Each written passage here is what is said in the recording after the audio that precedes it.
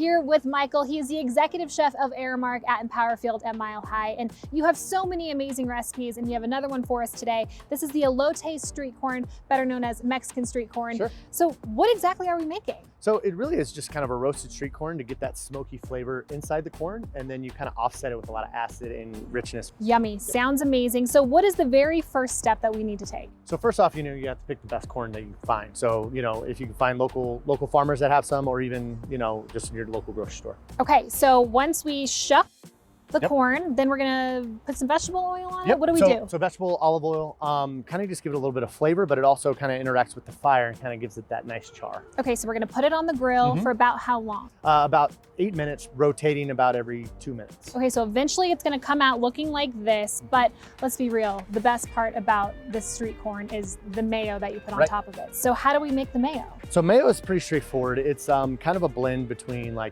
would say like a Mexican mayo. So you have chipotle, you have garlic, you have cilantro, you have all these great flavors that actually go into it that really work well with corn. Okay, so very first step is, I'm assuming mayonnaise? Yep, mayo's first. Wow, lucky guess. So some people get fresh cream from like a Mexican meat market or a Mexican store. Okay. And they have like this fresh cream that they can use, and that works really well too. Yummy. To kind of combine and get that kind of flavor profile, I do mayo and I do a little bit of sour cream. Yummy, Yep. okay. And then after that, we have this spice mix. Can we just eyeball those? How much should we put? Oh, yeah, you can eyeball it. It's more, again, it's more of a flavor, like what you really like. So if you like something with a little bit more heat, add more spice. Okay. If you like something a little bit more richer, maybe a little bit less spicy, go with more sour cream, go with more mayo. Okay, and then this is the spice. Yeah, so this spice mix is dry chipotle, guajillo peppers, salt, powdered garlic. Even the bees want it. Yep. And so I just put a little bit in, maybe a tablespoon or two. Okay. And go from there. And we are being attacked. But after that, we add our fresh ingredients. Okay. So we have fresh cilantro, and I do put a little bit of green onion in there. Perfect. Yep. Okay. And then we just mix that up. And the last fresh thing is fresh lime. Yum. Okay. So you want to squeeze a lime in there for me? Could do that. Perfect. Perfect. Yep. And then so you do it to taste. So if you want a little bit more citrus, add more lime. If you want a little bit more salt, a little bit more spice, add a little bit more heat to it. Yep. So then I'm assuming we're gonna drizzle this across our corn. Yep, we did. So question, should I put that in like a Ziploc bag to do that at home? What if I don't have a cool little... well, like a squirt bottle? So yes, like one of these. Yeah, so a Ziploc bag that you cut the tip off very lightly, and then you can kind of do it that way. Or you can even just take it and actually spread it over the top. Okay, wonderful. I'm gonna give this a whirl. So you just kind of... That's great, yeah. You're doing great. It's all right. Come on, as this whole cap explodes off. Let's maybe... Gonna kind of go with the flow here. There you go. So if you put that on top. So of course you put this on right when it's hot. I have a feeling that was too much. It's okay. as much as you want. It's more of a preference. And then you kind of come behind with a little bit of fresh cheese, a little bit more cilantro. So you want to put a little cilantro on there? Sure. I got this right here. Yep. Kind of pick it off. There you go.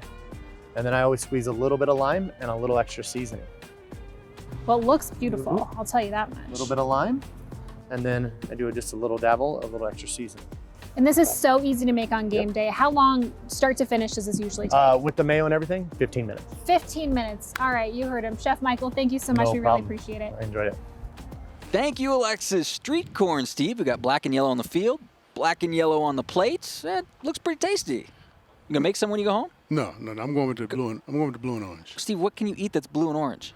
That's a good question. I'll find something. Okay, fair enough. Jelly beans. Steve's eating jelly beans for dinner. All right, Steve, let's get to your keys to victory now. On the offensive side of the ball, what do the Broncos need to do to secure the W? Well, first off, going off last week, we did a really nice job of getting Noah Fant the ball, trying to get the tight ends involved. I want to see more of that. I want to see us feeding that ball to Noah Fant, Nick Vannett, Jake Butt. Get the ball to the tight ends. They pose problems for defenses, and I know that the coaches realize that. Second key is Drew Lock. The Pittsburgh Steelers are going to disguise their defense. That's one of the things that they really do well, giving different looks, running guys up on the line of scrimmage, backing them out, just making it really difficult for the offensive line and for the quarterback. Drew Lock's going to have to do a really nice job of knowing what's available when they're doing that and who he can get the ball to. We don't want him to get him any easy interceptions. You mentioned it there. For me, it's the offensive line because you see those edge rushers, Bud Dupree and TJ Watt. That pocket is collapsing in a hurry. Right. They got to make sure that if Drew Lock's going to have a clean jersey, those edges, Wilkinson and Bowles, both really need to step up and make sure that that pocket is clean. Let's get to the defensive side of the ball. What do the Broncos need to do? Well, the offensive line of the Pittsburgh Steelers, they've suffered a lot of injuries. That defensive line is going to have to take advantage of that and make sure that they can put pressure on those guys, make sure they control their run game. Benny Snell or James Conner, whichever of those guys in there, they got to make sure they stop the run. Secondly, we got some young cornerbacks that are going to be playing, Mike Ojemudia, Essang Bassi. Those guys got to step it up, take the next level. Last week they played well, but they made a couple of mistakes here and there. I like to see those mistakes corrected. And then finally, I like to see the Broncos do kind of the same thing the Steelers defense does, and that is disguise those coverages. Big Ben, he can pick out. He can tell when you're in cover 3 or you're in cover 2. You just line up in it. If you disguise it somewhat, you can confuse him and get us some easy picks as well. You mentioned the defensive backs. I think Ojemudia would have had the year's first interception. Alexis mentioned it in the first block.